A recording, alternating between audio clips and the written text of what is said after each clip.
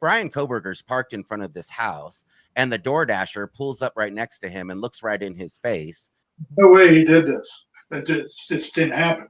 Ann Taylor, actually, during this closed hearing, she actually admitted she doesn't have the goods for this motion that she brought. Really? Do K-bar knives have individual serial numbers?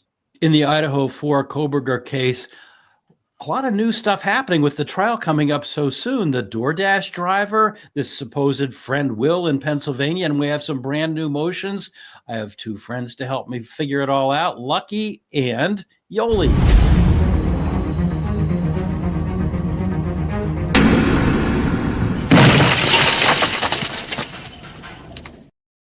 I don't really know what's happening so close to the trial that we're just hearing now, although that's a matter for debate about this DoorDash driver.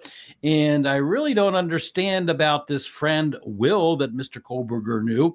And two motions, motion to continue and a motion for the alternative perpetrator. I don't know. Joining me in this episode, Yolie, how are you out there in California? I'm fine. Thanks for having me. And Unfiltered Lucky, you're on top of this, aren't you? I am. It's good to be here with you guys today. Yeah, it's good to see you, Lucky. I haven't seen you for a long while. I've seen your episodes, but we haven't collaborated for quite a while, so it's good to have you here. Thank you. It's been a minute. So, I don't really understand what's going on with the DoorDash driver. We heard something about the DoorDash driver way in the very beginning, but now all of a sudden we're hearing about this stop that was made back in, September of 2024. What's going on with that, Lucky? Well, so she was pulled over in 2024 for an expired tag, and it ended up resulting in a DUI arrest. Mm-hmm. And during the course of the DUI arrest, she tells the officer basically that she's going to be testifying against Bryan. So this body cam footage has been out there since last year, but someone found it and posted it, and now it's all over the platform. But yeah, so this actually happened in September of 2024. And it's all kind of coming to light right now. So it's pretty interesting, the conversations that she's having with these officers when she's getting arrested. Okay, we have a couple of video cuts that you put together for us. What's the first one? Sure. The first one is going to be when she gets arrested for DUI. And this is when she's sitting in the back seat of this police car.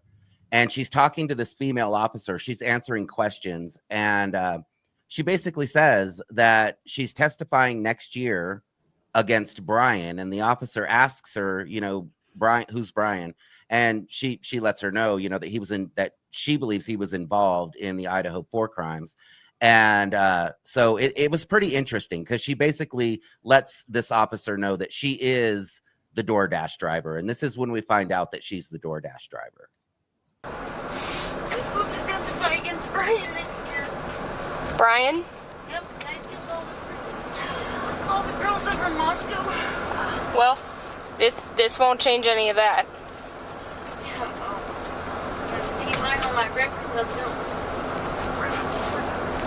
Yeah, so she basically says a DUI on my record won't help at the very end. So that's what she's saying, after she says, after the officer says, I don't think they're going to be worried about that. They're going to be more worried about the DUI. That's when Molly McMichael says a DUI on my record won't help. So is she trying to get out of the DWI? I think is that so. Is that the gist of it? I think so. She didn't, because even though I don't want to jump ahead too much, but even though the blood test showed no blood alcohol, right. She was on prescription medications, which is still illegal. Right. Well, I believe they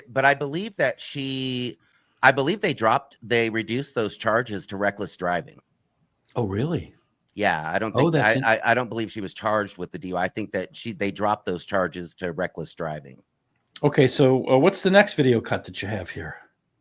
So the next video is when they get to the police station, and they're basically interviewing Molly McMichael about her medical needs, if she needs any medications, if she's on any medications, what she's consumed that day. Obviously she got arrested for DUI, And she's basically talking to this officer about a lot of the trauma that's happened in her life. So she's talking about her husband and everything else. But in this video is when she says, "I'm the DoorDash driver. I saw Bryan there, parked right next to him."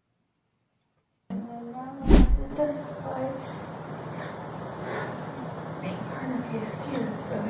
I'm the DoorDash driver, so yeah. You have to testify in which murder case? Murder case for the college girl. Oh. I'm the DoorDash driver, I saw Bryan there. Very next to him.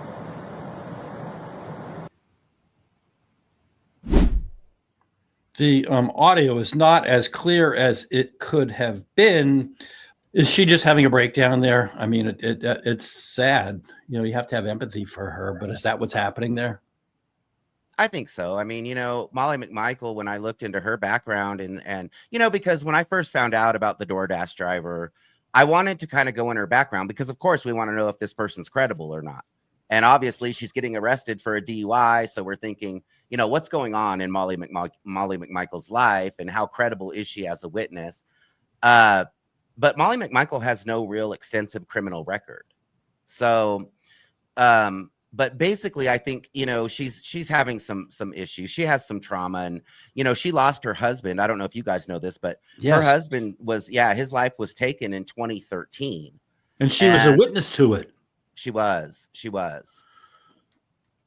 That's very traumatic. I mean, I can't imagine that. I mean, we can judge her, but we really shouldn't. I mean, how can you even recover from something like that?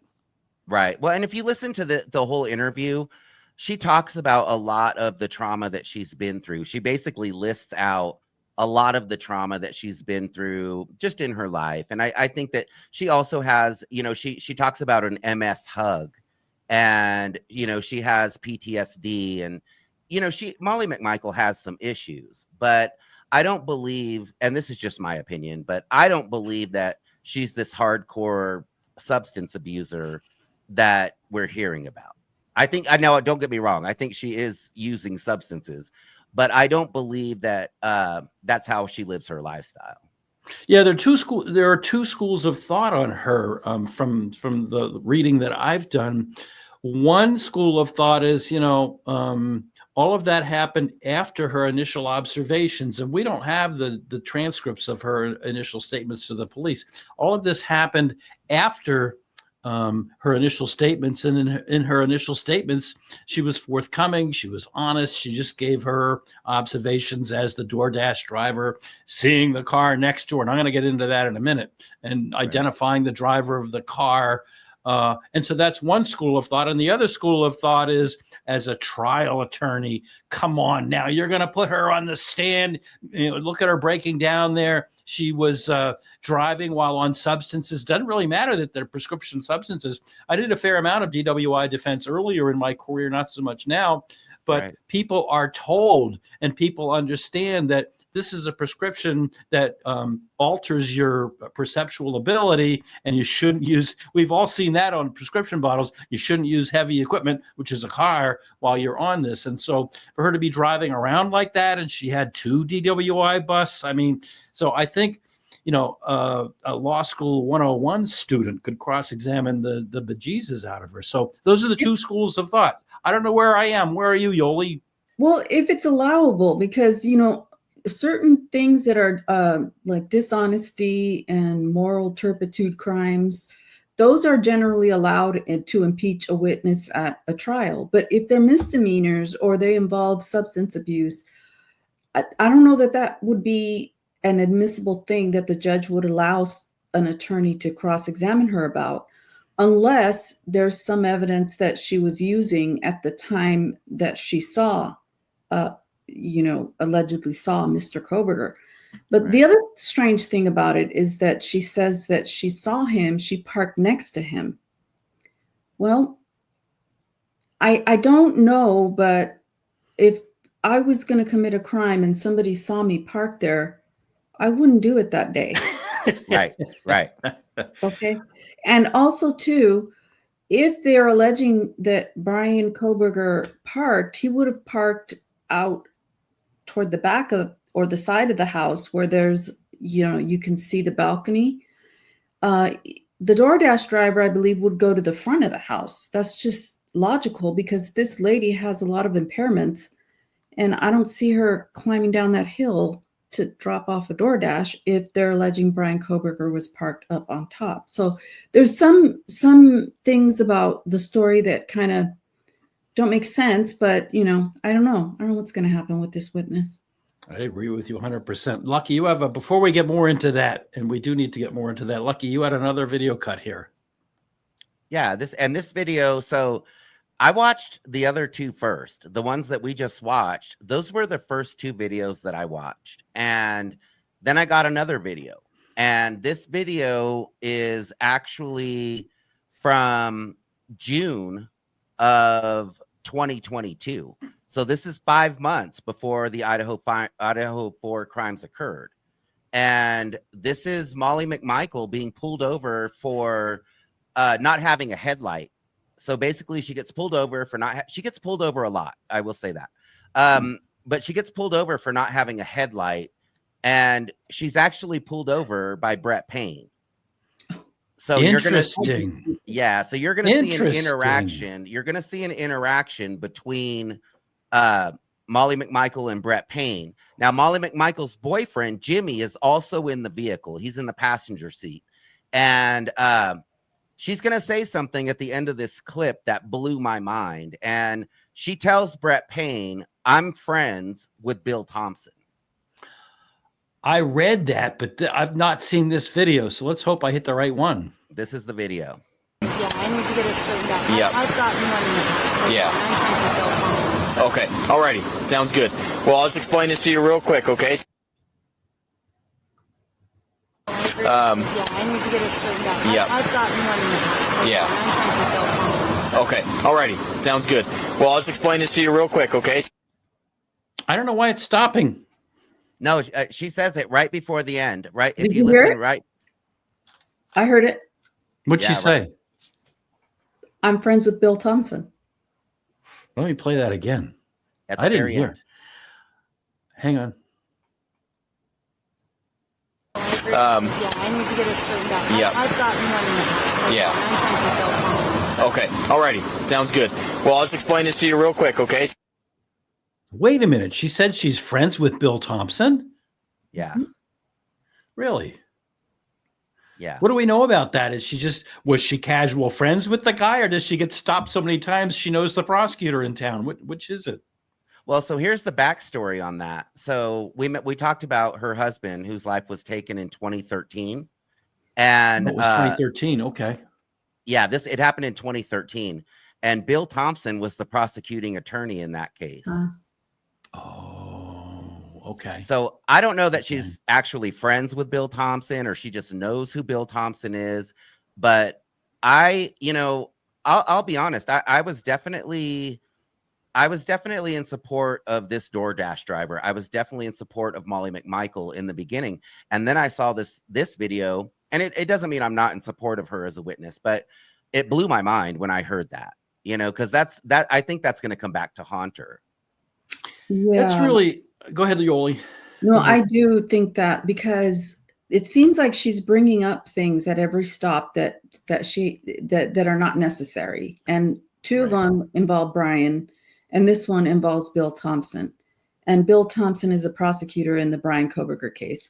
But the other thing that strikes me about her talking, when she brings up Bryan, it's like she knows him almost. There's some sort of familiarity, like, I'm testifying against Bryan.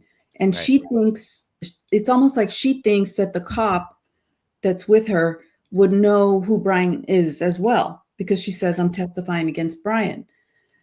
She doesn't say, I'm testifying against the guy that killed those ladies, those girls. And she also says those girls in Moscow. She doesn't talk about Ethan. She doesn't say those people, the 3 girls and the guy. She just says those girls. Right. So I don't know. Those are just things that I noticed.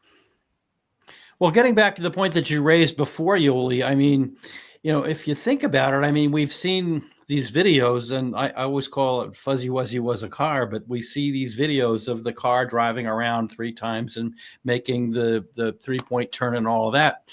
But it is alleged that what Mr. Kohberger did was drive behind the property. And from the road behind the property, you can look right over to the deck, the second floor deck. And so what's alleged is that Mr. Kohberger, or the suspect in this case, I really should say, drove behind the property and then went down the hill and entered the property. Whereas, as you correctly pointed out, if you're a DoorDash driver, you're going to drive right up to the front door.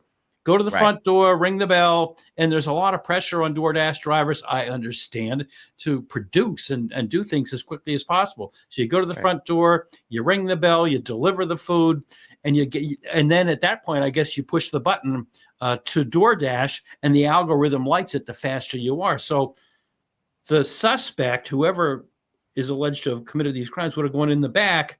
The DoorDash driver would have been in the front. And that's not the only inconsistency, but I don't see it. I don't understand. Maybe it hasn't been explained to me correctly. Can anybody help me? Well, I mean, I feel like if you're going to buy the weapon on Amazon and you're going to drive around the neighborhood and parade your car in front of all the security cameras, you might as well park out front. I mean, because you've already made every other mistake that you could possibly make. But I agree with you guys. I think that does sound, that doesn't sound right. It doesn't sound, I mean, if Bryan Kohberger's parked in front of this house and the DoorDasher pulls up right next to him and looks right in his face, it doesn't make sense that he's going to get out of this car and go in this house and commit a quadruple homicide. I just don't see that. I agree with you guys. And I don't think she would park behind the house, because why would you do that when you could pull right up front? And the other issue that I have is that we all know that the PCA is a troubled document. We all know that the probable cause affidavit has not stood the test of time. Right. But wouldn't it have been more obvious for them when they're trying to establish, probable cause in order to arrest Mr. Kohberger, across the country, and to get all the PCA was also used to get all those search warrants? Wouldn't they have used the stronger evidence that, the DoorDash driver identified him going to the scene of the crime, as opposed to using Ms. Mortensen, who, she admitted that she'd been drinking all night. She admitted that she didn't know if it was real or it wasn't real. And people always hammer me down in the comment section, but she's a troubled witness. Come on now. So wouldn't this naturally, logically have been included in the probable cause affidavit? It seems like it would, we've also seen in court documents, as well as Judge Hippler saying in court, that Dylan Mortensen was the only living witness who saw this perpetrator. So it seems strange to me that we've always thought that Dylan was the only person who saw this perpetrator, but now we have Molly McMichael. She just pops up, and now we have a second witness, which I think is odd. It seems strange because Judge Hippler said, Dylan Mortensen should be able to testify about what she saw, regardless of her state of mind, because she's the only person who saw the perpetrator. But then on the other hand, she also wasn't able to identify him when she looked at a picture of him. She couldn't identify him. So it's a little bit strange how these witnesses are being I don't understand. And everything is sealed. A lot of things are sealed. I mean, we got some information, but when you have things that are sealed, you can only speculate, and it's hard. And secret prosecutions, it just. I agree 100% with that. And moreover, look at the original timeline. And again, the timeline never made any sense, but correct me if I'm wrong, the DoorDash delivery was said to be made at 3:58 or 3:59 a.m. in the morning. Right. And then the suspect vehicle number 1 didn't come around to the back and park until 4:08. So that doesn't line up either. It's just the PCA Nothing is lines wrong. up. No, it makes no sense. And if you're the state and you have the burden of proof beyond all reasonable doubt, it's not making sense. Now, maybe as Yolie said, everything being sealed, it's possible, that they're going to change their timeline. That didn't go well in the Reed case, though, did it, Yolie? They changed their timeline in the middle of the trial, and that didn't go so well for the prosecution. But anyhow, before we move on to the next topic here, Lucky, what else about this DoorDash driver?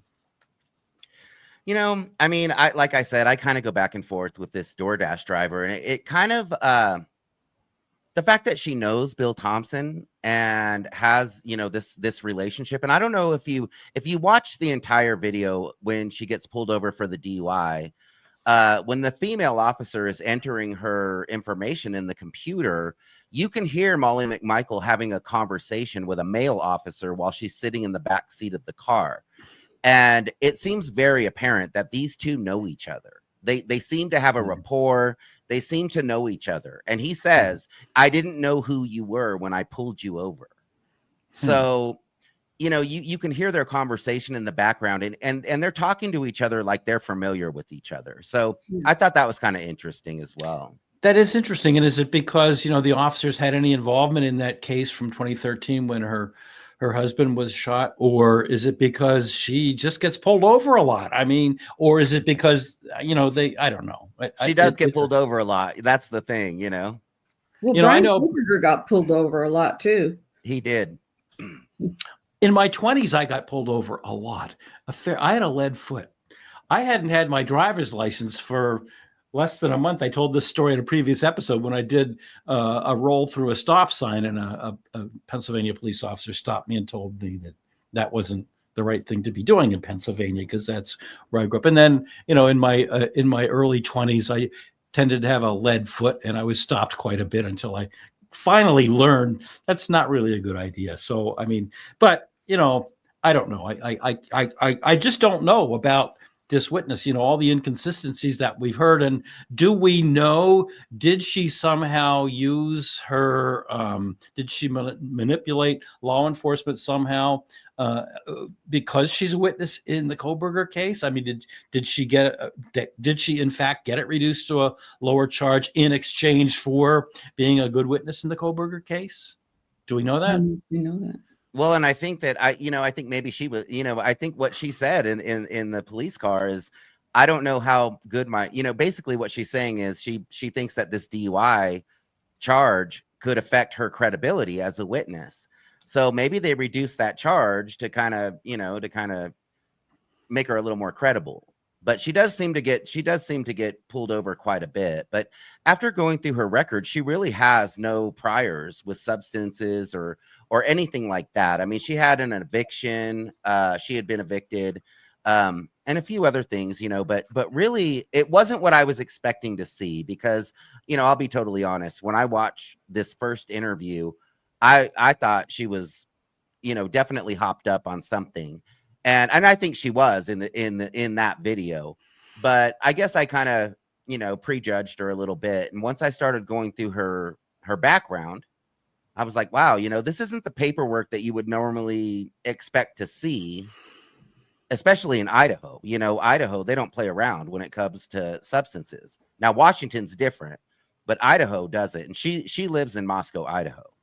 Okay. And to Yolie's point, it is true that legally, under the rules of evidence, you're not supposed to use little stuff like that to impeach a witness. It should be a crime of dishonesty or a fraud or something like that would impinge upon their credibility. So, okay, there is that, and that's a good point. Yolie, you have a final comment on this before we move on to Will? No, I'm fine. Okay, so help me out here. Will, I guess, has been around for a while. I was not aware of Will until a creator who I didn't know about until just now by the name of Birdie interviewed Will. Will says that he knew Bryan at some point in his life. I went back and forth with Birdie, and he gave me permission to use the video that you are about to see. Will talks on the Birdie channel that based on his claim of knowing Bryan Kohberger in his 20s and Will's own 4 years as a Marine, he opines that there's no way Bryan Kohberger committed the crimes that he is accused of. I don't want to take it the wrong way, but I laughed out loud when I saw, because I was like, there ain't no way he did this. Oh, when you saw it on news? no way he did this. It just didn't happen. And, I'm very familiar with K-bar knives. I'm very familiar with knives in general, as I make my own for throwing. Listen to this. He's got his own right there. I make professional grade throwing knives here in my shop. But like, here's a K-bar. This is a space bar. This would be the same dimensions of the USMC K-bar. The only difference is it doesn't have a stacked leather handle. It's kind of a rubber silver thing. And the traction coating on this is gray rather than black. But the dimensions are the same. The sheath on this is different. It's a Kydex, where the USMC version is just a regular leather sheath. But in order for someone to even be able to go in there and do that, even someone like myself that, that has been trained and has been in situations, where you're fighting, even someone like me wouldn't be able to go in there and do something like that by myself with something like this without catching a black eye, having my DNA everywhere, theirs all over me, my car, my apartment. It's impossible for that to happen. And you're talking about someone who's not trained in this at all. I thought that was a good point. That, and I've said that all along. I think, didn't we do an episode a long time ago, Lucky, where I think, correct me if I'm wrong, you and I agreed that this crime was not done by one person?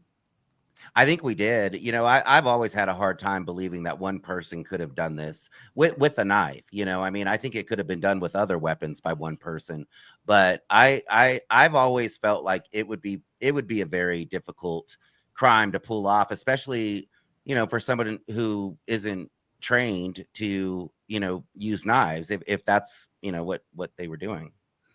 Yeah. This guy also, go ahead, Yolie. I'm sorry. Go ahead.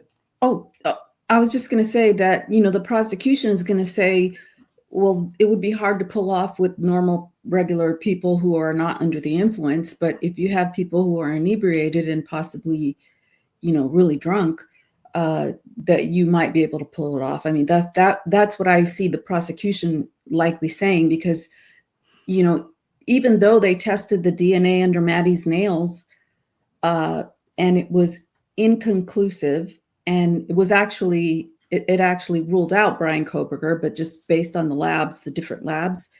One said it was inconclusive. That was the Idaho State lab, but the regular testing done showed that it was actually exculpatory to Bryan Kohberger. So, people will say, well, yeah, but Maddie would not have fought back. So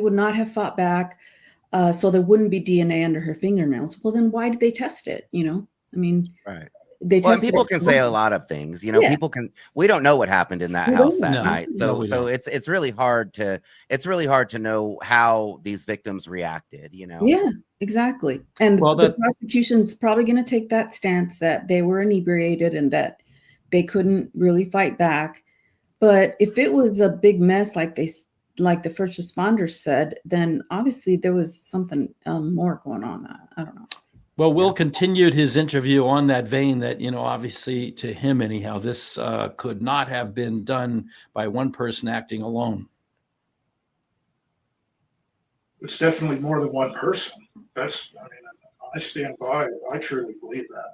Because like I said, even me alone, by myself, I couldn't go in there and do that like that without, like I said, suffering a black eye and my DNA everywhere and theirs all over me. And people don't realize, when you get in a fight, if these people, it's not like the movies, and even getting in a confrontation that's physical takes a lot of cardio to do so, let alone with 4 people. And that one kid was huge, I think he was like 6'3", 6'4", something like that. Yeah, that kid was no joke, and I'm sure like if he got a hold of you, even if you got a hold of me, even if I know how to fight or whatever, I'm sure I would know about it. I'm sure I'd feel it. Yeah. And I guess his girlfriend was kind of a fighter too, which some girls are. I have a sister that's like the female version of me, 6 foot, 165 pounds. And she can fight. And I'm not trying to paint him as some kind of a pussy or something, but he's not like me. All right. One of those girls would have took that knife from him and beat his ass by himself. Okay. My observation about that, and I'll let both of you give me your observations, please. But my first observation is, Yolie, that's what's known as an expert opinion. It's an opinion, and lay witnesses are not allowed in a court of law to testify as to their opinions, and that's an argument. And I think he's saying something that a lot of us have thought from the very beginning, but and that's all well and good, and I agree with him, but that's not something that's admissible in a court of law.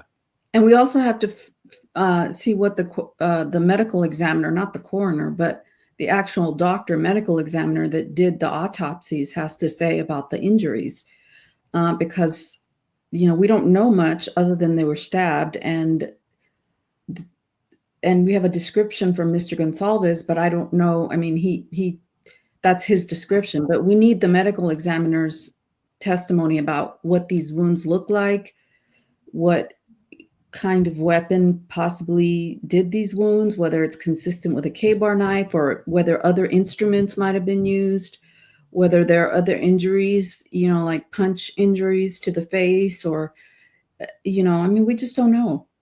It's hard to know what happened in that house. I mean, I think the best point that he makes is that even if someone could get into this house and take the lives of 4 people with a single knife, they're not going to get out of there without having the victim's DNA on them and their DNA all over the house. So that's what kind of confuses me a little bit. Like, how is the only DNA that they found from Bryan Kohberger just this these skin cells on this knife sheath? I mean, it seems as though there would be DNA all over him from the victims, and his DNA would be all over the house. I mean, you're talking about a knife attack, so it's not like this was a personal attack. He was up close. He was touching his victims. So I don't know. I don't see how his DNA couldn't be all over this house. No, and I agree 100% with what you just said, and Yolie, correct me if I'm wrong. Early on, the medical examiner, coroner, did make some comments about how the injuries to the 4 people were different. They were very different.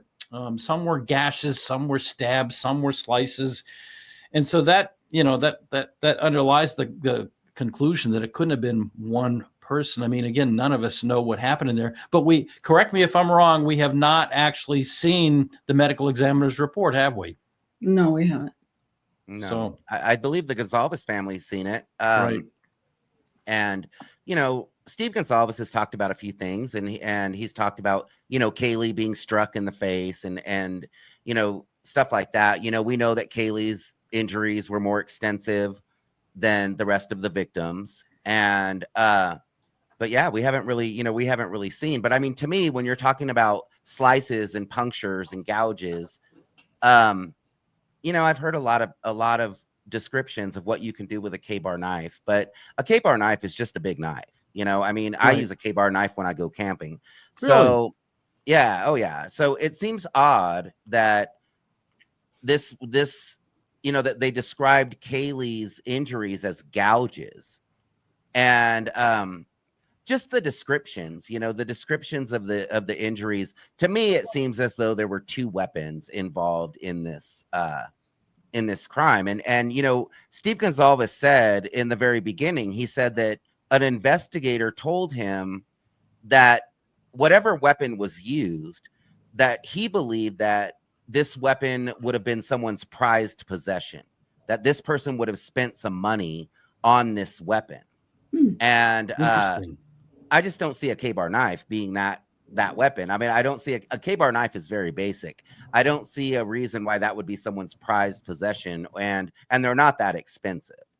Well, do we know, was that something that Kohberger collected? Was he into the knife collection? I mean, one of the things that came out during the whole bit about Mr. Kohberger going on Amazon.com and buying the knife and the sheath and the sharpener and all that stuff.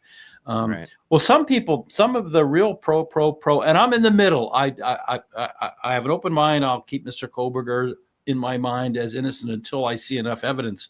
But one thing that his biggest defender said was, oh, well, he's in Pennsylvania, and there's a lot of people that go hunting, and I know that because I grew up in Pennsylvania. I've been in New England for a million years now, but I grew up in Pennsylvania, and I lived near what they call the state game lands. And a lot of the families that my family met after church and in Boy Scouts and other involvements, they had gun racks on the back of their cars, and they had knives. And I learned as a kid, there was a merit badge on how to handle knives. I was never a hunter. I was never into all of that. But people said, well, maybe Mr. Kohberger bought it to go hunting. This guy here said, no, he wasn't a hunter. He never went. This guy was, Will was, but he said, no, Kohberger wasn't into that. So I don't know. Bryan Kohberger was a vegan. Yeah. So I have a hard time. Didn't that happen later in his life, though? I thought after he cleaned up. Becoming a vegan? Yeah. Likely. I mean, it probably did, but I can't imagine. I mean, he bought that knife, they said, 8 months before the crimes occurred. Yeah. True. So I can't imagine he was doing any hunting that year. I mean, I've never met too many vegans that hunt. I mean, I was a vegan. I was a vegan for 3 years. And I can tell you, you're not going to meet too many vegans that are out hunting animals. You know, it doesn't really happen too often. No, I was a vegetarian for 2.5 years. And then I gave it up 1 year. But so it's did tough. I. It's a tough. I like hamburgers, man. I like hamburgers and steaks. Yeah. Well, I stay away from red meat even to this day, but I love chicken. I love poultry. I love seafood. Seafood, especially if you live here in New England, you've got to have seafood. I mean, you know, this is right. The seafood. I never liked seafood growing up in Pennsylvania because it was all frozen and shipped in, and it tasted like cardboard. But when I moved to New England, my friends up here told me, you got to open your mind. But anyhow, we're going way astray here. Yolie, were you ever a vegan or a vegetarian? No. Okay. I'm a meat and potatoes person. Okay, so before we move on, and we've got to, we have to be serious here because we have some really serious documents to go through. But before we go, and Lucky, I don't know if you really followed the Karen Reed case as closely as Yolie and I did, but Will had one final observation linking the Kohberger prosecutors, who we're going to find out what his opinion is in a second, to the special prosecutor in the Karen Reed case in Massachusetts. Here's his parting shot on that. I think Ashley Jennings and Santa Claus, Bill Thompson, to me, they're about as good a people as Hank Brennan. Did you? Yeah, we just saw what happened to that, Yeah, isn't he? All right, so Hank Brennan was named special prosecutor in the Karen Reed case, and even though I knew the man in a different life, I'm going to have to say now, I think universally people say that the guy just went over the ethical boundaries in prosecuting the case. And at one point, there was an expert on the stand, an expert that had been paid money, and he was originally hired by the FBI, and now the defense was using him. And Hank Brennan did so poorly on cross-examination, they ended up cross-examining him on the ham sandwich he ate while he was waiting for a ride. So that's how pathetic he was. But anyhow, I digress. Now we've digressed twice, and we have to get out of it. Any closing thoughts on Will before we move to the documents? For me, and I don't know if you guys feel the same way about his interview, but to me, and I'm not saying that he doesn't know Bryan Kohberger. It's very possible he does. He's from Pennsylvania. But to me, when he's talking, it sounds like he's watching a lot of true crime creators, because it sounds to me like he's kind of giving information that we've all talked about in our videos. And I feel as though he's making a lot of points that sound like a lot of points that I've heard, from true crime creators. So I wonder if he is just a friend of Bryan Kohberger that really is trying to stand up for him, or if he's a creator. Interesting. You had said before we hit the record button here, you had said that Will had his own channel previously. Yeah, he had content on the Idaho 4 case for 2 years. Interesting. So he already had content on the Idaho 4 case on a separate channel for 2 years, So then he came out recently and said that he knew Bryan Kohberger, and a lot of people thought these were his only 2 videos. I mean, the only 2 videos. Well, he had 3 videos. He had those 2 that he just released, and then he had a knife throwing video. but he had a second channel, and on this second channel, he had been posting, content for over 2 years. So I don't want to say that I don't think he knows Bryan Kohberger, because I think it's very possible that he does. And I don't want to discredit this man because I don't know him. Yeah. But he has been covering this case for a number of years. I have a question. In the prior channel, or the previous channel that he was posting Idaho Force information, did he say that he knew Bryan Kohberger in those episodes of his channel? I'll be honest, I didn't really watch all of the content that he had on there, but I don't recall him saying that. And I think that's what brought the attention to William 127, because he was basically saying the same thing that a lot of us have been saying for a long time. But what caught people's attention is when he said, "I know Bryan Kohberger." Yeah, in my opinion. Yeah, interesting. A lot of people, and I want to thank Bertie for giving me permission to use those clips. A lot of people have questioned whether, and I got a little bit out of it, I really did, but a lot of people are questioning whether Will really contributed a lot to the conversation, because again, the opinion that Bryan Kohberger couldn't have done this himself, I've had that opinion in the past. Now, I didn't know Bryan Kohberger. I didn't know, as Will said it was a typical middle-class family. They kept to themselves. They were very peaceful. And one of the other things that Will said was, he said that Bryan's father was kind of like, who's the guy that would come into the PBS show? Mr. Rogers. He said that Kohberger's father was kind of like Mr. Rogers, just trying to say that, it was a very average middle class, keep to themselves, hardworking kind of a family. So sure. I don't know. It's interesting. It gives a little bit of insight, but none of it would really be admissible. I don't think he's on any witness list that I know of. Of course, the witness lists are secreted away, so we don't know, do we? So no, we don't. Before we move on to the documents, do either of you, now we're only about 6 weeks, if that, away from the beginning of jury selection, and 2 new witnesses have been subpoenaed. William Searfoss, who worked at the Monroe County Correctional Facility where Kohberger was held after his arrest in December 22, and then Anthony Soma, who I don't really know anything about. Do either of you two know anything about these two? Anthony Soma he worked at the program when Bryan Kohberger did that law enforcement program when he was a little younger. Mm-hmm. That's Anthony Soma was part of that program. And that was the whole program where they were talking about Bryan Kohberger was asked to leave, and there were some problems. He had some issues with some of the females in this program, or one of the females in this program. Now, Anthony Soma said that he didn't recall that I can't remember the reason that he believed that Bryan Kohberger was asked to leave. But I think that's where he comes from, is from this program that Bryan Kohberger took because he was interested in joining law enforcement. Yeah, that's kind of refreshing my recollection a little bit.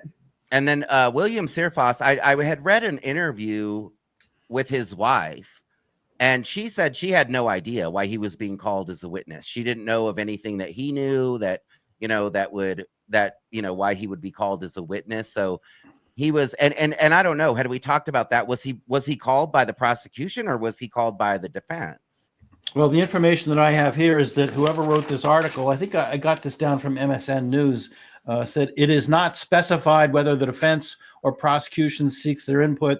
I was talking to another creator the other day who's very good, but I won't mention his name. Said he thought it was the defense that called him. So maybe they're mitigation witnesses. I don't know. Why would they bring in the guy from the prison in Pennsylvania? I mean, my first thought was it was a real dent moment. Maybe Kohberger said something incriminating, which I doubt.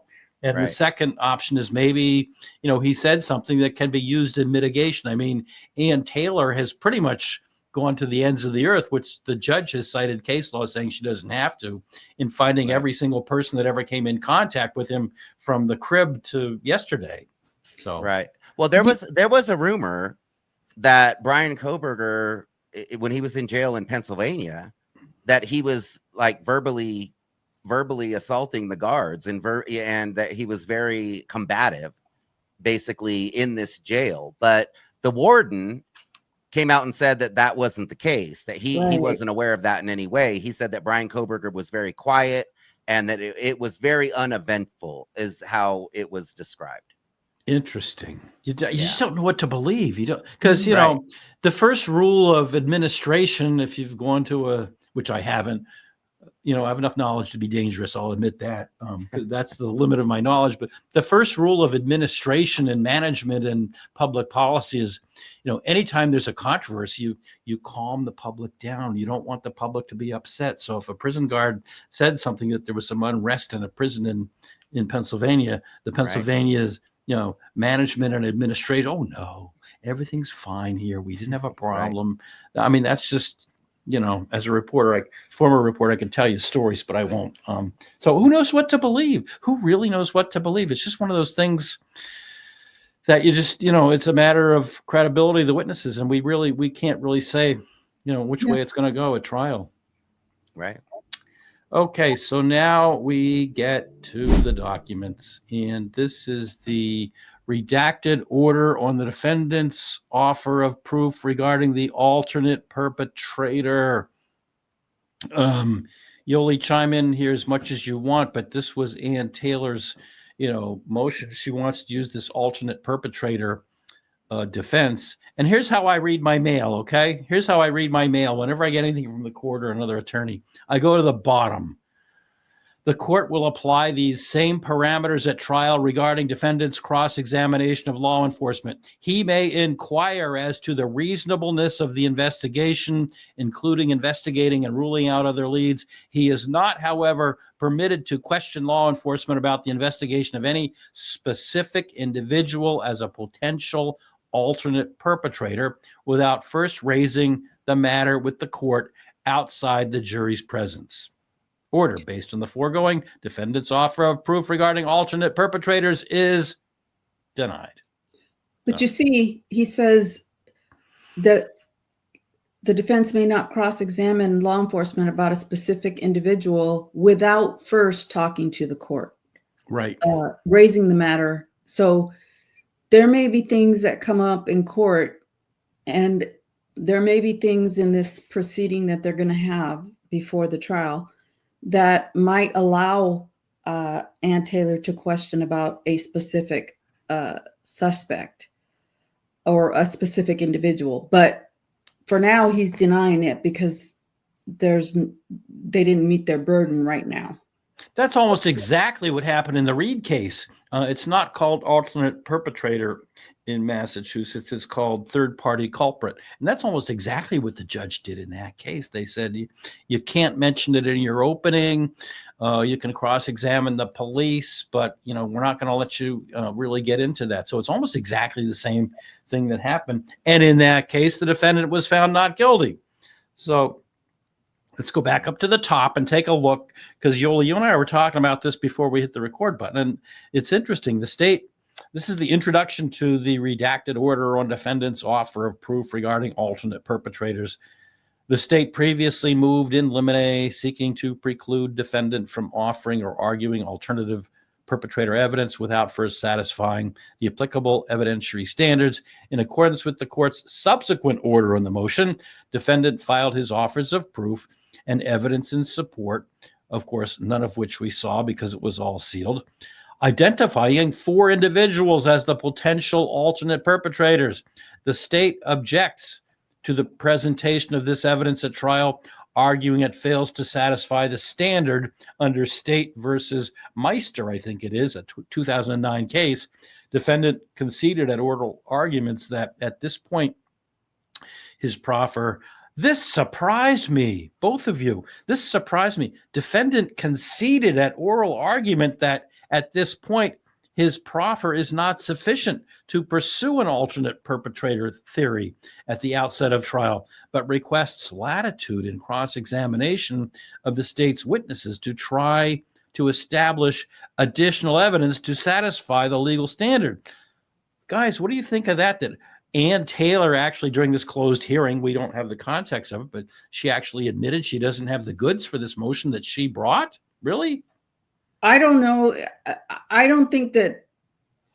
Well, sometimes you bring a motion just to bring it to the court's attention, and you know that it may not get granted, but you want the court to be aware of certain factors so that you don't have to restate that again when you're trying to get it in at trial.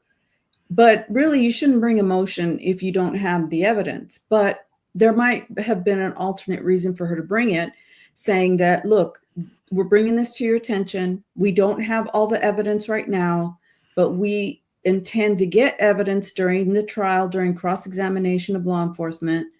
And if we do get evidence, then we want to raise it again. So it could be something like that, but it's really weird that you would concede that and then bring a motion. But I'm confused about that, and we don't know what she actually said in the hearing because it was sealed. Yeah, it was sealed. Can you make any sense of that, Lucky? I can't.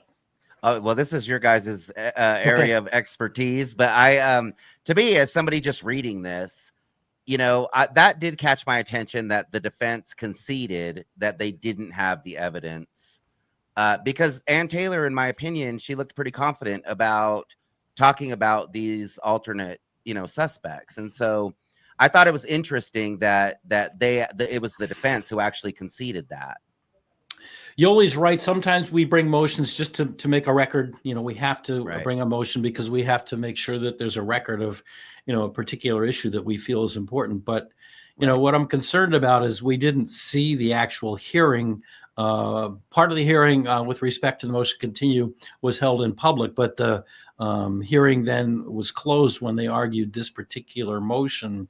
So I'm just wondering if it was a situation where Ann made an argument and the state, whether it was the Attorney General's office or the Ladog County people that are hanging on, that, they boxed her in, and she, maybe they cited some case law and twisted it around, as they've been known to do, and boxed her in, and in some context that we aren't aware of, made her concede a point. And now the court is saying, aha, that's an aha moment. So we don't know that. That's a trouble with sealed hearings, is that you get a version, and the version is through the lens of the, what is perceived, as opposed to what the public would perceive, right? So something that was interesting, that's how I read my mail, just so you know. If you mail me a letter, you know how I'm going to read it. But the thing that kind of got me about this motion, and I have to search around for it because here it is, top of page 4. While perhaps this evidence, all right, I'll back up a little bit. I'll have to back up a little. 3 of the individuals were each socially connected to one or more of the victims, interacted with one or more of the victims at social events in the hours prior to the homicide, and I think we know who those were, lived within walking distance of the crime scene, and were familiar with the layout of the victim's home from prior social events. So we're talking about, I think, the frat boys. We're talking about the people in the frat that had the argument with Ethan, and Xana pulled Ethan out of there. While perhaps, I think that's what it is, while perhaps this evidence could suggest an opportunity to commit the crime, which no doubt is an opportunity shared by dozens of others in the victim's social circles, I should say, there's no compelling evidence that any of them had a motive to kill the victims, much less physically harm them or a means to do so. Further, there is no evidence connecting them to the crime scene. To me, Yolie, correct me if I'm wrong, that's a factual finding, that the evidence didn't suggest motive, means, or opportunity. That's a finding of fact. That's for the jury, in my view. Well, it is for the jury. It is. And, the more I thought about it, the more I'm thinking he's making this finding of fact in terms of this motion, but he's also going to allow the defense counsel to question law enforcement. And if there is something that raises anything about these 4 people or 3 people, then they could have a discussion off the record and see if he will allow it in trial. Because, trial's a fluid thing. especially in a death penalty case. This alibi defense, and Andrew and I did a show on this, on the alibi, and the judge can extend that up until time of trial or in trial if new evidence comes in. Because if a woman came and said, I have to come forward, I saw Bryan Kohberger at this time at this donut shop, the judge is going to have to allow her to come in, because it's up to the jury to judge her credibility. How credible is she? Right. So because it's a death penalty case, you can't, so the judge has wide discretion. I mean, he may not allow a witness like that, but he may, and likely would. But so I don't know about this. It's kind of like, I don't know about this. I think it is a finding of fact, though, and it's a finding of fact that the jury should have made. I'm sorry to interject. Go ahead and finish your thought, because commenters have told me that I'm rude. So go ahead and finish your. Go ahead. No, I don't care if you interrupt me. What you said. It's likely a finding that a jury would have to determine. And the other, all right, I have a problem with this. Look at this. Look at all the stuff that's redacted in this motion. Look at it. And I always say, Lucky, I always tell people in these episodes where we're looking at legal documents, the important stuff is always in the footnotes. Always read the footnotes and look at that. We can't. Look at this footnote here. It's all redacted. So, and there we go. Another footnote. This is where I had an issue. It says the fact that these individuals lived within a walking distance to the crime scene is not probative evidence, given that the perpetrator drove a vehicle to the crime scene. Okay, that's also not something that the public, an established fact, because we don't know that for sure. This is BS. This is absolute BS, because the fact that these individuals lived within walking distance to the crime scene is highly relevant. How could he say that it's not probative evidence? That's false. That's incorrect. They lived nearby and they did have a motive. They had an argument in the frat the night before that night. So, here's my question. And like I said, this isn't my area of expertise, but just reading this, it sounds to me like the judge is saying that because these three, alternate suspects didn't drive Bryan Kohberger's car, that they couldn't be the person who committed this crime.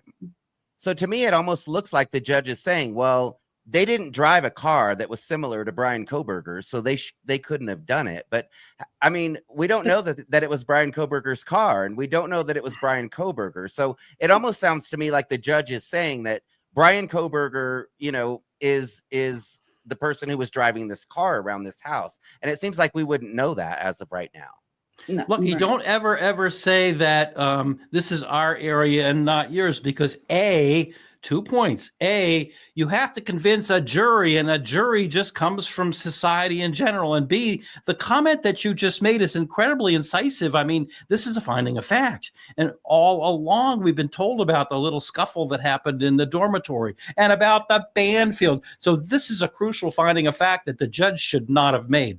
The fact that these individuals lived within walking distance to the crime scene is not probative evidence, given that the perpetrator, he's found the perpetrator guilty.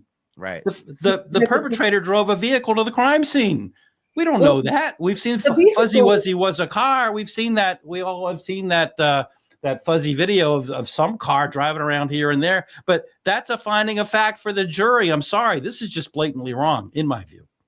Yeah, I found this especially troubling, because there's no reason to make that finding and put it in a footnote, because if it's irrelevant or not probative, then why even mention it? It doesn't seem like that would even need to be mentioned in a footnote, because if you're going to mention it in the body. In the body. I was always told that when you're writing a legal document, put all the important stuff in the body of the document, and the footnotes really should be reserved for not manuscript, of important points, but really it's usually like citations. If you have a main case, you put the citation in the body of the document. But if you have like law review articles or, some other information or citation that's kind of obscure, but, the real law nerds, and we know who we are, will then go down in this footnotes. But to make the document coherent and readable, all this important stuff should be in there. So that's not my only problem.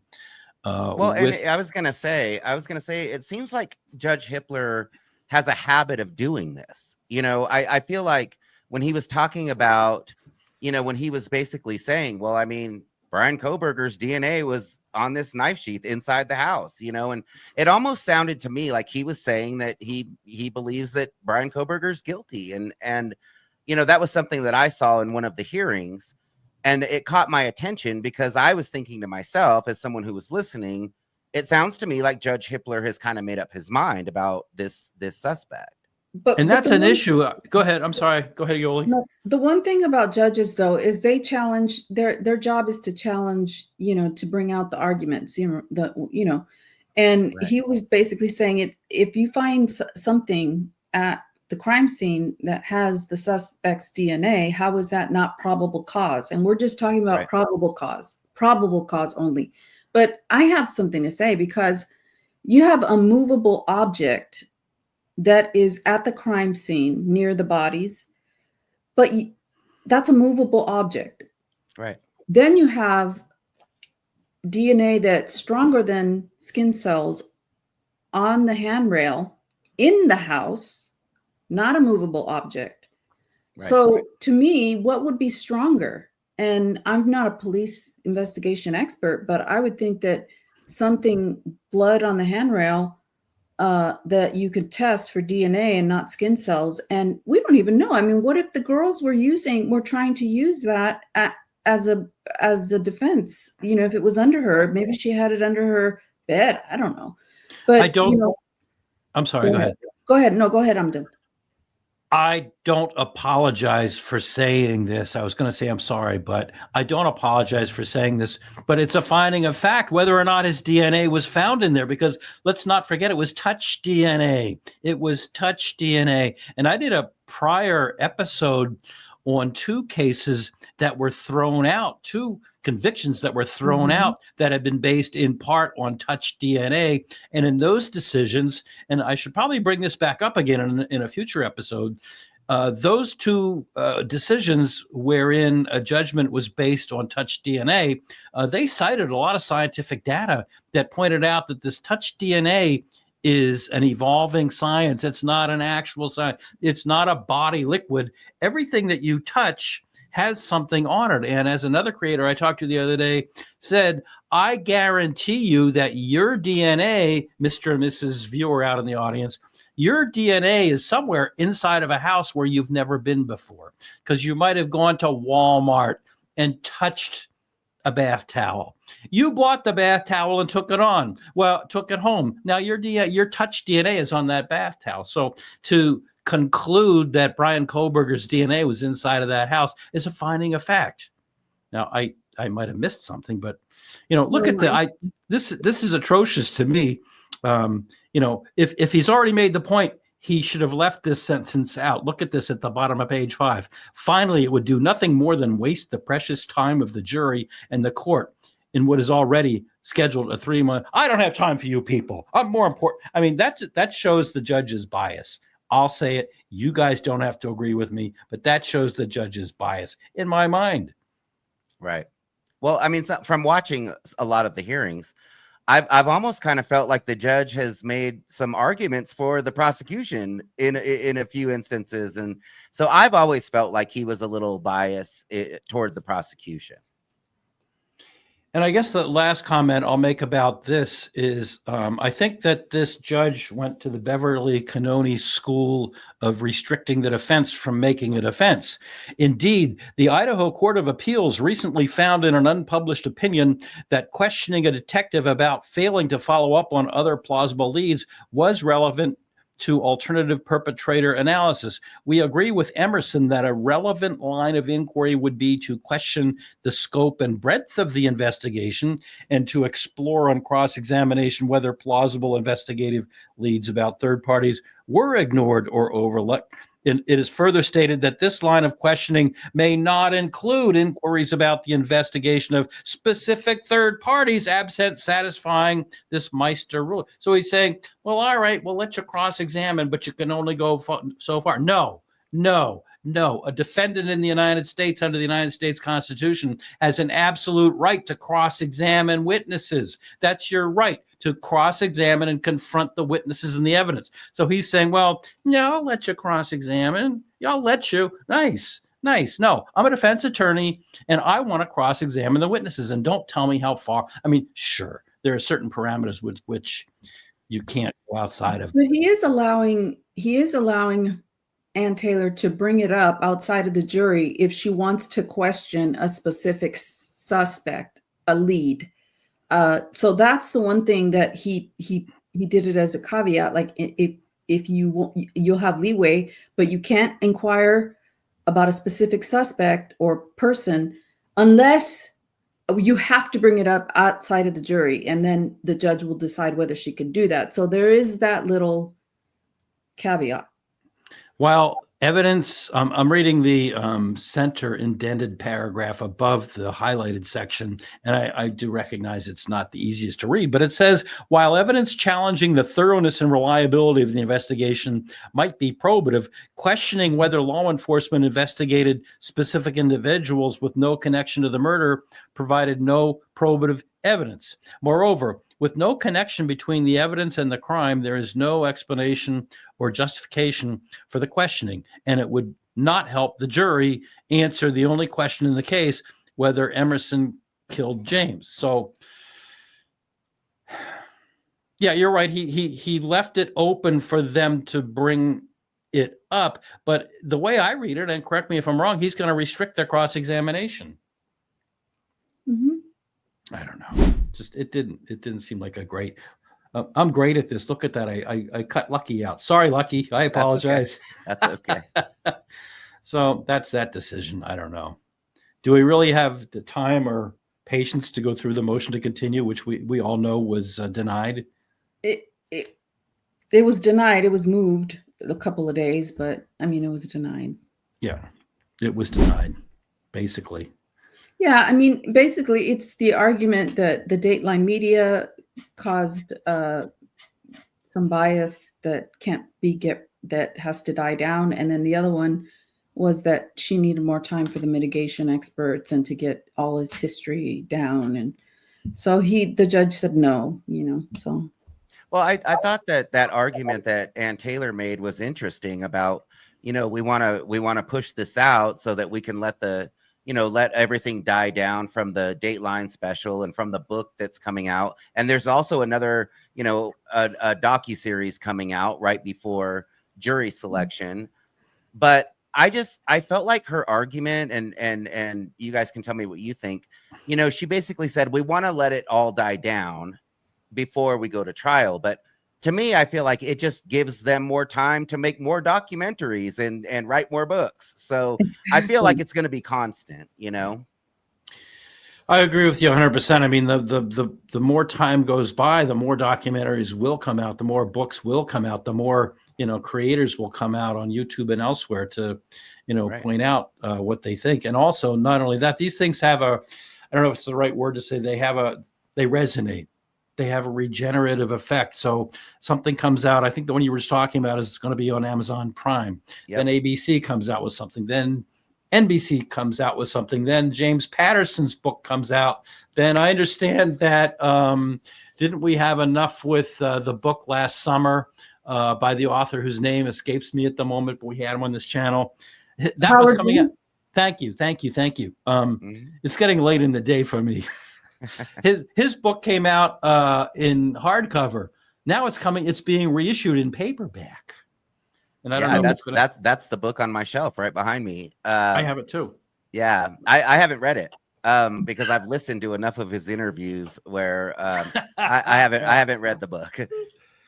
Well, I read it only because we were going to have him on, and it had just come out, and I saw him on one of the big channels. I can't remember whether it was Law and Crime or Court TV, and I said, these guys haven't read the book. I don't want to look as stupid as they did. So I bought the book, and I read it really fast. I read it really fast because before I went to law school, I've always been a bad reader. A friend of mine gave me some books a couple of weeks ago. I told him, give me some time. I've always been a bad reader. And before I went to law school, knowing I'm a bad reader and knowing that I was going to get 200 to 250 pages of reading every night, I took a speed reading class. And it was really helpful. So that's what I did. I mean, if you have a novel and you just want to sit on the beach and read a beach, it's not for you. But for something like this, there's a technique you can use to just go through. So I did read it, and I highlighted a lot of it. And I hope that my interview with Mr. Blum was a little bit more intelligent, although we lost we lost subscribers over that because people didn't like him, and they didn't like the fact that I interviewed him. So, Lucky, don't interview him on your channel. Oh yeah, no, that's not going to happen. All right. Not that I don't, I mean, I think everyone's entitled to their opinion, and everybody's entitled to, their thoughts and what they believe. I just think it's very dangerous to present something as factual if it's actually opinion. And so I just have always had kind of an issue with that. And I feel like that about the mainstream media in general, because, I talk to a lot of people that may not be following this crime the way that we are. And every single one of those people watches mainstream media. So of course, the first thing they say is that this guy's guilty, because they've been watching mainstream media. And when I talk to them a little bit, they're like, wow, I didn't know that, I didn't know this. And so I tend to be very careful about, what people hear on mainstream media. No, you're right, because just the last couple of weeks, the different motions that have come out, that's how mainstream media shows it. And they, because it's colorful, they still show the shots of him back in Moscowidaho in court when he was wearing the bright orange jumpsuit, because it makes good TV. I know, because I used to work in TV. So don't tell me that it's not intentional that they show him in his orange jumpsuit, because it makes better TV. Right. Producers, executive producers, editors, tell me I'm wrong. I dare you.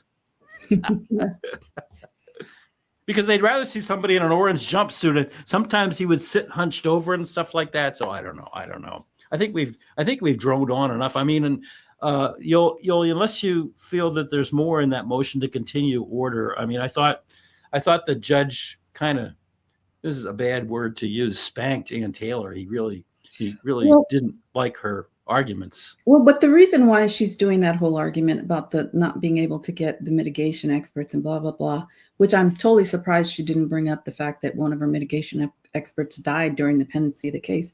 But she's doing it so that he has an ability to raise ineffective counsel. And, when you do that, I've never done death penalty litigation.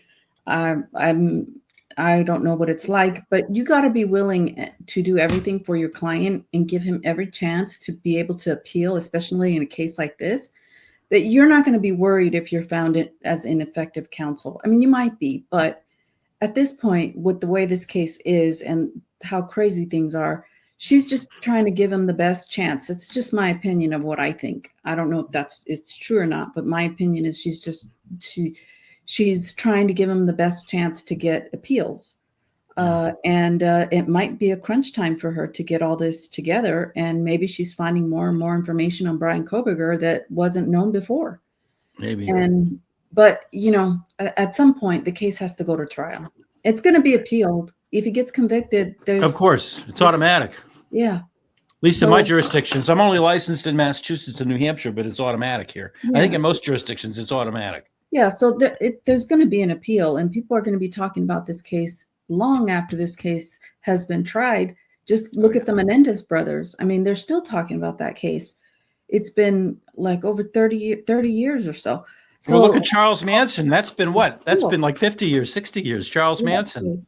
And look at Karen Reed. They're still talking about it even after the verdict. And some people just can't handle the verdict, and they're investigating the jury. And it's just like, I think it'll be the same way in the Idaho 4 case. I think that if Bryan Kohberger, whether he's found not guilty or guilty, I think there's going to be years of talk about this case. You know what? I almost forgot to do our viewer comments. So let's do our viewer comment. Yolie, do you, as usual, do you want to do the odd ones and I'll do the even ones? Or why don't you do 5, I'll do 4, then Lucky, you can do 3, and we'll go that way. Okay. This is from Kate already. As far as a knife, they certainly have not found it yet, unless this new search endeavor turns up fruitful. There is a court document from just a couple of months ago that explicitly states there is no M weapon found. Just want to clarify that, since the guy on the panel said maybe they have found it and it's under seal. Well, we don't know what they. I don't trust anything that comes out of this court because it's all sealed. We don't know what they have. We don't know. Maybe I'm too. People have told me that I'm, too suspicious of things, but we don't know. So I don't know. I would certainly defend Mr. Curtis is who they're alluding to. Okay, this is from Genuine, I guess. I don't know. Genuine. The real problem is the prosecution and Judge Hippler have violated Kohberger's constitutional rights repeatedly. There's been an ever-changing timeline, one supposed eyewitness whose story has changed far too often, law enforcement and neighbors' video camera footage missing for specific time frames needed by defense, a suspect vehicle that 100% is not the defendant's, a suspicious 911 call 8 hours after the murders, even though time was made for pics and social media, several unknown male blood DNA found in the house, and yet it's still unidentified. Good points. Good points, all. So Elise 777 full publicly Ann Taylor speaks for Bryan. He had no connection to the victims. He was never in that house. Bryan is innocent. The story has never changed. Prosecution's story has changed multiple times. I'm trusting Ann Taylor and her team for now.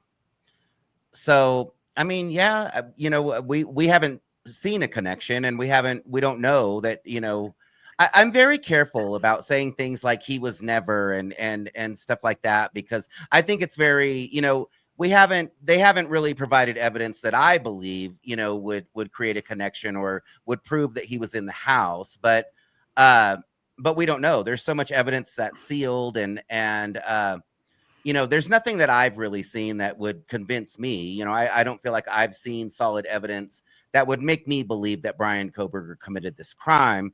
But I'm very careful about saying never and stuff like that. But I agree, we've kind of all felt the same way, I feel like, as this comment. Yeah, we don't know. That guy Will was only speculating from Pennsylvania. He was only speculating that maybe Bryan Kohberger, even though he cleaned himself up, may have gone back on it. That was a party house. It was, maybe he made a buy there. Speculation, but we don't know. You're right. We absolutely don't know. Bunny RHLYY says, do K-Bar knives have individual serial numbers? I looked this up. And according to the Google information, yes, K-Bar knives do in fact have individual serial numbers. So that's interesting. I think they said this because Lucky, in our last episode, we mentioned that there was some community group with no association to law enforcement was going to go down the roads that Bryan Kohberger allegedly drove down that night, and they were going to go in the woods or wherever and look for the knife. So then some commenters said, well, so what if they find a K-Bar knife? What does that mean? So I guess. Right. Well, and the serial number, well, I guess since if he did buy it on Amazon, then that's a problem. But that's something I don't understand is, he could have gone to any surplus store or a swap meet or a flea market and bought that knife cash, and there would be no trail back to him. So that's why it's kind of hard to understand why he would purchase this weapon on Amazon if that's the weapon that was used. Agreed 100%. And I've never been able to confirm it, but I read somewhere that in the weeks before November 13th of 2022, there had actually been a knife show in that area. I've never been able to go online and find an announcement or something, but you're absolutely right. If there was a knife show or something like that, cash and carry, so long. Right. So our final comment from Tony Stevenson, who's a regular on our channel here. Anybody who thinks that woman claiming to have seen Bryan was a witness or will be called as a witness is insane. She is. I love the way people write this stuff. People, let's calm down a little bit. She is obviously a train wreck. Law enforcement says the DoorDash delivery was at 3:59. Law enforcement says Kohberger was driving around till 4:07. So this woman sat around for 8 minutes, says she parked next to Kohberger. Kohberger wasn't even there at 3:59. This case against Kohberger is all a pack of lies. The Bureau included. It's revolting, disgusting, and a travesty of justice. Oh, she saw Bryan all right. Bryan Enton. All right. All right. So I do encourage people to comment. I ask you to please be kind, be professional. We don't like it when you personalize. There were a couple of comments in the last week that personalized, and keep it clean. Lucky, do you have that problem? Every now and then you get some really crazy comments. Oh, of course. Of course. I think it's part of it. I feel like, there's a lot of people that are very passionate about this case. And I'm one of those that I keep a very open mind. I want to see all sides of everything. So I get it that there's a lot of people that are very passionate about this case. But, on my channel, we stress that, be respectful to each other. There's no reason to be ugly toward each other. We all have different opinions. We all have different, views. We all come from different backgrounds. And so that's what I always ask on my channel is just be respectful to each other. But, feel free to debate and feel free to express your opinions and your ideas, but there's no reason why it can't be done respectfully. Yeah. Just because you disagree with somebody doesn't mean that they're an idiot. Right, I couldn't have said it any better than you, but we come from different backgrounds. We come from different educational experiences. We come from personal experiences. It's ridiculous. So I would like to, before I ask Yolie for her closing thoughts, I want to just let people know if you haven't seen Lucky's channel, it's fascinating. He has his own style, which I think is unique in a really great way. So I'll put a link down to your channel in the description section. Yeah, I appreciate it. And Yolie, you too. I love your channel. I love watching your stuff. Yolie tends to be briefer and more concise, and she has her own style. We all have our own style. So I hate it when people go, "Who's best?" No, we're all different. Yeah. Right? We all have our own styles. So I'll put links to both of your channels down in the description section. I urge you both I urge my audience, to go ahead and check both of them because we are all different. And I don't think I've ever done an episode this long. But you two are both really fascinating. I want to thank you both for your contributions. Yolie, you have any closing thoughts before I go to the grocery store? No, not really. I think we covered it all. All right. Thank you both, Lucky and Yolie, and hope to talk to you both soon.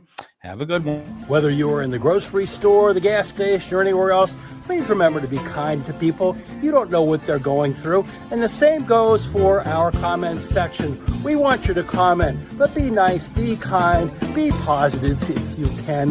And thank you for watching. Be sure to like and subscribe. Have a good one.